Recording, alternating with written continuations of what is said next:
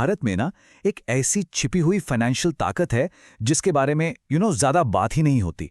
और इसका स्केल, इसका पैमाना इतना बड़ा है कि आप सच में हैरान हो जाएंगे। तो चलिए आज इसी पर ज़रा गहराई से नज़र डालते हैं।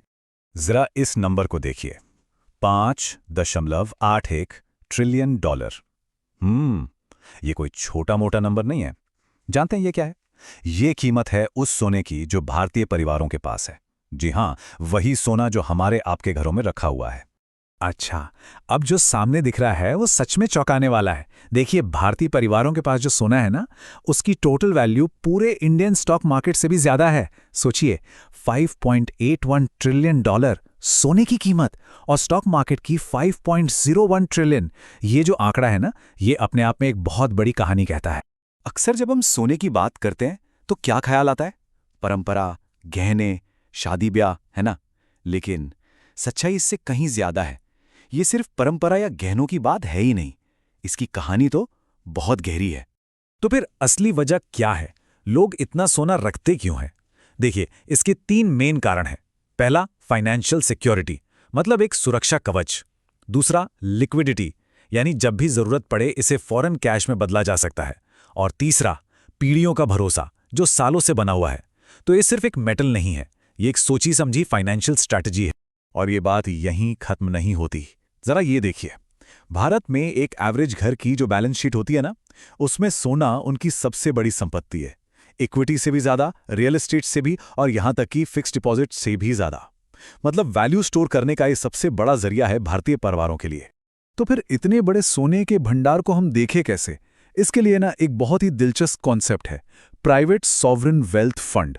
मतलब ये देश की दौलत का वो हिस्सा है जो सरकार के पास नहीं, बल्कि सीधे देश के लोगों के पास है। एक तरह से जनता का अपना वेल्थ फंड। अब एक बहुत बड़ी गलतफहमी है कि ये जो सोना है ये तो बस घरों में, तिजोरियों में पड़ा रहता है, एक तरह का आइडल एसेट।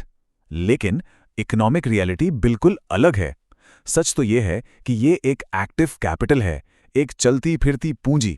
पर सवाल यह है कि ये काम कैसे करता है? चलिए इसको समझते हैं। देखिए, 3 स्टेप्स में ये काम होता है। स्टेप 1, परिवार इसे एक हेज, एक सुरक्षा कवच की तरह अपने पास रखते हैं।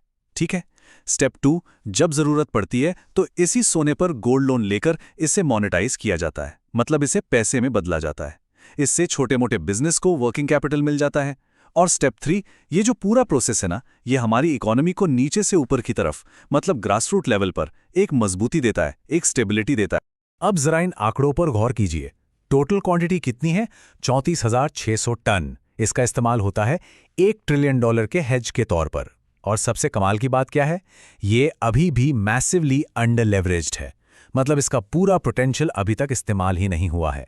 और अगर ग्लोबल लेवल पर देखें तो भारत के लोग दुनिया में हार्ड एसेट्स के सबसे अमीर प्राइवेट होल्डर्स में से एक हैं। तो पूरी बात का निचोड़ क्या है?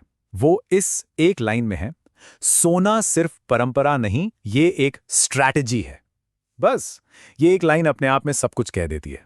तो आखिर में एक सवाल मन में आता है कि आज की इस अनिश्चित दुनिया में क्या भारत की सबसे बड़ी ताकत असल में उसके घरों में, उसकी तिजोरियों में छुपी हुई है? इस बारे में सोचना तो बनता है।